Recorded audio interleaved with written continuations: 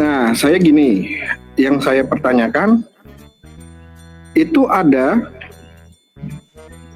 di agama di Bible, wanita itu harus berjilbab. Kalau nggak berjilbab itu rambutnya harus digundulin. Kenapa kok mbak-mbaknya ini, Ibu Mika sama ini nggak pakai jilbab? Pertanyaan satu itu, coba dijawab dulu. A few moments later. Yang paling fundamental, kamu tahu yang paling fundamental, yang terpenting, yang terutama, yang sangat krusial ya. Ada dua. Ya, Yang pertama yaitu Matius 28 ayat 19 sampai 20. Di situ harus dibaptis. Kan nggak nyambung. Di dalam nama Bapa, Putra dan Roh Kudus, yaitu di dalam nama Tuhan Yesus. di ayat berapa tadi? Di ayat berapa? Matius 28 ayat 20, Matius 28 ayat 19 sampai 20. Ya kan? Oke. Harus baptis di dalam nama Bapa, Putra dan Roh Kudus, yaitu dalam nama Tuhan Yesus. Yang kedua, meminum ya anggur dan makan roti, di mana itu adalah simbol dari tubuh dan darah Kristus yang telah Sibuk mencari hiburan kan? Ya contohnya orang nonton video inilah.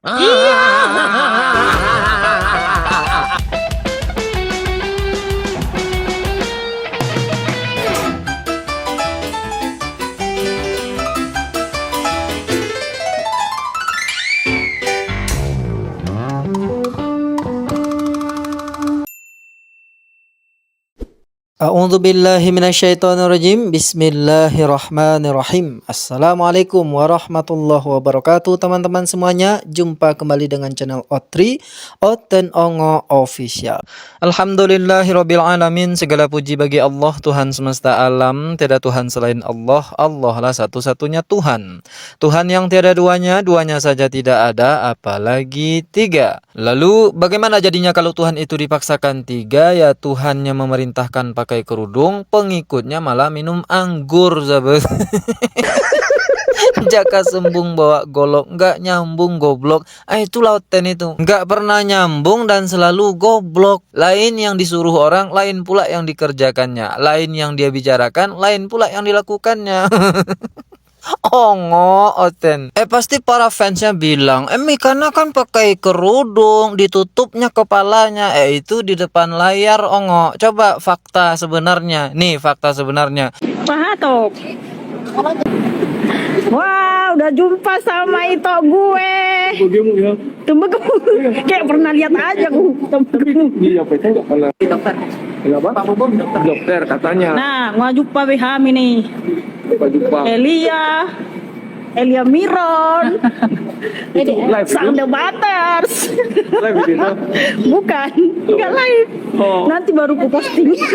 Nah ini aslinya dia, sahabat ya. Aslinya dia nggak pernah pakai kerudung menutup kepalanya itu ya. Lalu kenapa setiap live itu dia pakai kerudung? Karena itu hanya digunakan untuk propaganda, sahabat ya. Aslinya kayak gini dia nih. Padahal di dalam Bible-nya itu diperintahkan untuk menutup kepala. Nah ini yang kemudian oleh abang siapa namanya itu, dia seorang Islam, masuk ke komalnya dia mempertanyakan itu. Anda percaya tidak dengan Bible Anda? Nah ini nih pertanyaannya.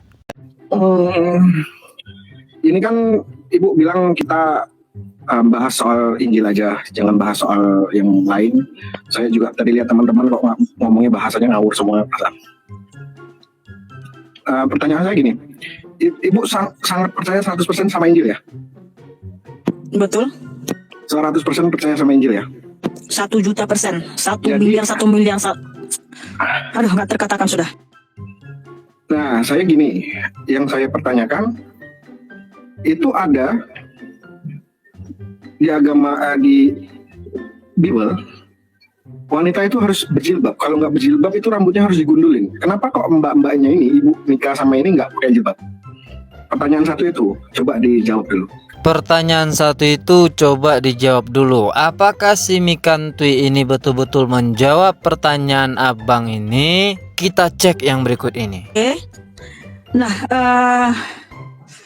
di mana ajaran Tuhan Yesus yang paling fundamental. Kamu tahu yang paling fundamental, yang terpenting, yang terutama, yang sangat krusial ya. Ada dua. Ya. Yang pertama yaitu Matius 28 ayat 19 sampai 20. Di situ harus dibaptis. Yang kedua, harus melakukan perjamuan kudus, bahwa kita percaya Tuhan setelah memberikan tubuh dan darahnya bagi kita sebagai pengampunan atas dosa-dosa kita. Nggak nyambung. Entah apa jawabannya sahabat. Ya jawaban konslet terus yang diberikan kepada penanya oleh si Mikanciang ini. Tadi katanya percaya kepada Bible 100% ya, 100% bahkan sejuta dan semiliar ya, semiliar persen dia percaya kepada Bible. Lalu ketika ada di dalam Bible-nya itu menyuruh untuk memakai kerudung atau menutup kepala karena kalau tidak itu akan digunduli, malah dia jawabnya ajaran Yesus itu dua yang paling fundamental katanya. Yang paling penting itu dua ajaran Yesus. Setahu saya selama ini para oten menyampaikan ajaran utama Yesus itu adalah kasih. Mikanciang diubahnya, direvisi jadi ajaran utama itu minum anggur. Patutlah orang ini teler semua. Ketika ditanya jawabannya jawaban teler. Kenapa? Ya karena minum anggur itu ajaran utama Yesus katanya. Saya lebih Kristen daripada orang Kristen sendiri, itu ada jawabannya dan alasannya. Kita Muslim. Hei, bentar dulu. Yang saya tanya, apakah saudara sudah melakukan ajaran Tuhan Yesus yang paling krusial itu, yaitu baptis dan perjamuan kudus, bahwa membuktikan pengakuan saudara bahwa saudara itu lebih Kristen dibanding kami? Sudahkah? Sudah dilakukan? Makanya abang yang bertanya ini, dia mengatakan, saya atau umat Islam itu lebih Kristen daripada Kristen. Karena umat Islam lah yang telah melakukan apa yang diajarkan oleh Yesus. Pakai kerudung kata Yesus, umat Islam melakukan. Bersunat, umat Islam melakukan juga. Nah ini masalah sunat nih juga nih ya, dibahas juga di sini sahabat. Dan karena tidak sanggup menjawab karena Mikana ini dah teler minum anggur terus, dipanggil pula lah kawannya yang lebih teler lagi sahabat. Berikut. Kenapa saya bilang saya lebih Kristen daripada orang Kristen? Saya di awal pembukaan bicara saya tadi, saya bilang, Ibu yakin ya sama Ibu? Yakin, 100.000 1 miliar %. Di Bible, Yesus bilang, kita Muslim, ini alasan saya kenapa saya bilang saya lebih Kristen ya. Yang satu, abang disunat nggak? Abang disunat nggak?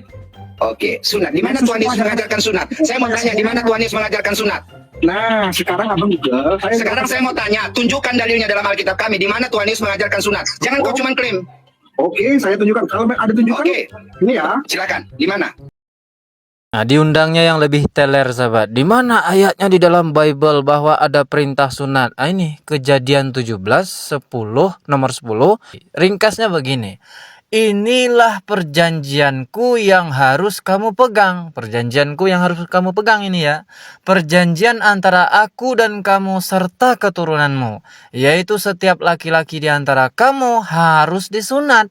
Haruslah dikerat kulit katanmu dan itulah akan menjadi tanda perjanjian antara aku dan kamu. Dan seterusnya dan seterusnya. Ini dalil. Dan Yesus itu pun disunat di hari yang ke-8. Lalu bagaimana tanggapan kawan si Mikanciang yang lebih teler ini? Oke. Ya, sekarang gini. Ya, agar kamu paham.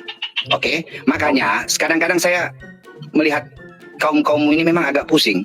Ya, makna ayat di situ, itu adalah perjanjian yang diberikan oleh Tuhan kepada Abraham.